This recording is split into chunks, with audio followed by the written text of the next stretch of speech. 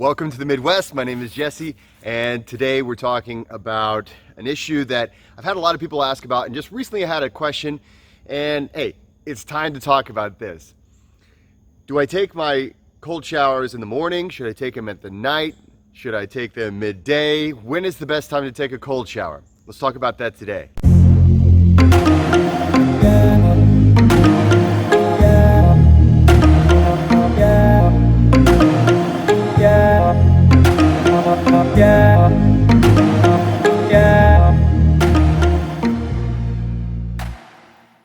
Welcome to the Midwest. My name is Jesse, and today we're talking about kind of the best time to take a cold shower, or even really, is there a wrong time to take a cold shower? So let's talk a little bit about this. First, I just want to say, if you want to know a little bit more about cold training, take a look in the link below. I do have an ebook that I just came out with that is all about how to progress in the cold, how to go from, hey, maybe even your first cold shower all the way to walking barefoot in the snow if you want to. So if you want to get really serious about it, take a look at the link below. But let's talk a little bit about this right now. When is the best time to take an ice bath or let's say cold shower? Because this is what most people ask me about. Most people especially ask me because this is the stage they're in. They're in the cold shower stage. It's a time whenever, hey, you know, I am trying to get into this cold thing and I'm trying to figure out the whole routine of it all. What kind of a routine should I get into? Let me tell you a little bit about this as far as my experience. So when I first started cold training, I just didn't feel like taking a cold shower in the morning. I just didn't feel like doing it. I would do my, I practice Wim Hof method, and I still do. And so every morning when I got up, I would do breath work. And then I knew that after the breath work was an ideal time to take a cold shower, or at least, hey, if I want to get my Wim Hof method in for the day, great. Why not combine the two? But I didn't really want to. And I would try, and it would just be kind of a thing that I just didn't want to do. What I often would do is I would start warm, wash my hair and things like that. I had a baby beard, if you can imagine. It was like, yeah, about like this. This was my, I don't know. It was definitely an infant beard to the giant beard that eventually grew out of it. But I would wash my hair and things like that. And then after I had done that, then I would go cold and I would continue the cold shower at the end of the shower.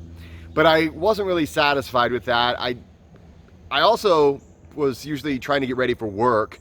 I am a college professor by day, so you know, what do college professors do? We're constantly late. So I didn't really have enough time too, you know. I was like, oh my God. So at least I got some cold in there. I ended my initial cold shower, or my initial shower with some cold. But what always would happen is I would not really have or make time until the end of the day for a cold shower. And I thought, man, this is a bad idea to take a cold shower in the later part of the day, because it's probably going to wake me up. It's probably going to basically do all the things I don't want it to do. Because I'm going to try to go to sleep within an hour or two. But what I was surprised to find out was that it actually seemed to help me sleep. Now, according to research, the best thing to help you sleep as far as showering goes is to take a hot shower before you go to bed. And the reason for that is that your hypothalamus will read that heat, and then it will actually overcompensate in some way by basically cooling your body temperature, which makes it easier for you to go to sleep at night. I didn't know about this at the time, but I was taking cold showers at night, and I would take my what I would consider, and I still do this to this day, I still do my cold challenge of the day in the evenings. I still do this to this day, because I find that is the time, first of all, for me, cold showering or cold exposure, just in general, cold training, is a huge stress reliever. Yeah, it's a huge stress reliever. I know, and you're gonna say, wait a minute, how is this thing that is a cold stressor a stress reliever? Well, I'm telling you this getting into the cold is I often talk about how getting into the cold is forced meditation. It clears your mind.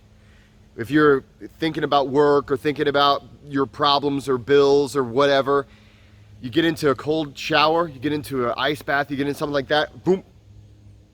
Suddenly, the only thing you're thinking about is your breath and the cold. it's very difficult to think about anything else in the cold. And so I found that even though, okay, I'd started off with taking cold showers in the evening just because of, I kind of left it to the last thing to do in the day. But I found that it cleared my mind, and I believe it helps me sleep better as a result of that.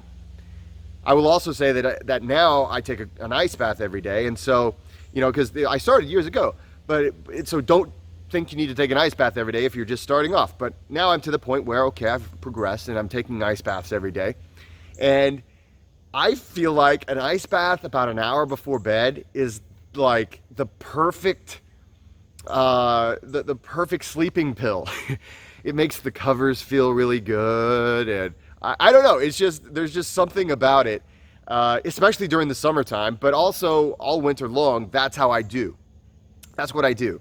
Now, is there a benefit of doing a cold exposure in the early parts of the day? Yes, there is. Okay. One of the biggest benefits of doing a cold exposure in the early parts of the day is that cold exposure produces norepinephrine. So norepinephrine is a very powerful anti-inflammatory, but it's also been shown to be responsible for helping, it aids and enhances your ability to learn and your ability to focus and pay attention. So if for most of us, that's what we need in the morning. We're groggy, maybe you're like me, you have kids, and maybe they were up keeping you up all last night, and you're like, oh my God, So a cold shower in the morning is actually really beneficial. If you're a student, I couldn't tell you anything better than, of course, exercise. That's incredibly good. But if you're gonna do one thing in the morning that really just gets you ready to learn and recall, right? You got a test coming up, or you're studying for a test, doesn't matter, whichever one, cold shower in the morning.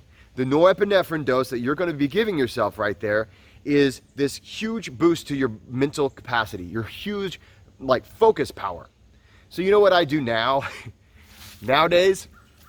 Well, I got over my problem with not wanting to take a cold shower in the morning. Now I take a cold shower in the morning just to wash off, okay? I'm not saying that this is for everybody, but this is what I do. I don't use hot water when I shower. I just go straight to cold, and then I just get it done, all right? Yes, wash my hair, my beard, and all that stuff in the cold shower, and then I go about my day. And then I come home, I've had a big day, a lot of things go on, awesome, and I'm wanting to clear my mind again.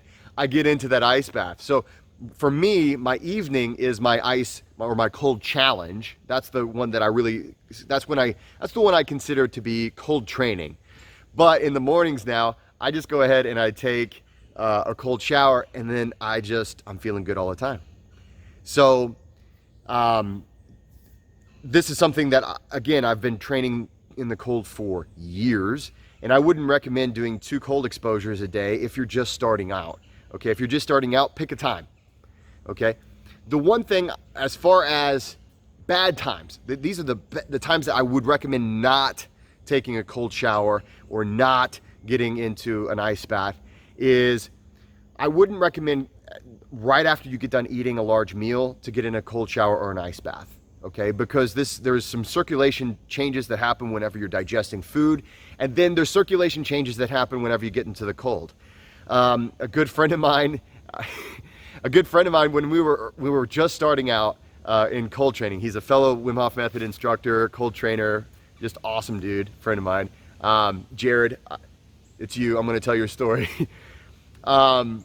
He once went over. He did a serious cold exposure right before a big meal. Okay. Right before a big meal. So he did this awesome, he went in, I think it was a frozen lake, and then he came in and ate with his relatives, which I find hilarious, right? Well, if they already probably thought he was crazy, and then now he's coming in and his body's trying to recover from the cold, and then he eats a huge meal. Well, he suffered after drop, and that's just because, your body gets confused. Okay, what do you want me to do with this blood? Where am I supposed to be putting it? So try to avoid big meals before or after, right before or right after a cold shower or a cold, any kind of cold exposure. I would give yourself an hour leeway either way. For me, when I do my cold exposure in the evening, I don't do it any earlier than 7 o'clock. That way, usually for me, I'm done eating my dinner by 6, and then I give myself at least an hour before I get into an ice bath. Normally it's a little bit later than that. Sometimes it just depends on how much I've had to eat that day or how much I ate for dinner. Because you should be able to listen to your body and say, okay, I am no longer feeling this fullness that I produce by eating a large meal. Anyway, I hope that helps. Remember, you are free. This is your practice, but there are some things that you should take into consideration. Enjoy those cold showers. Enjoy the cold. Please like and subscribe. And don't forget to go out there and be nice to people.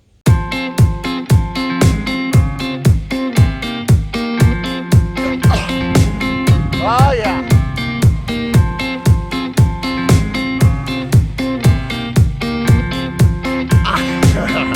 Okay. Pretty sweet snow angel.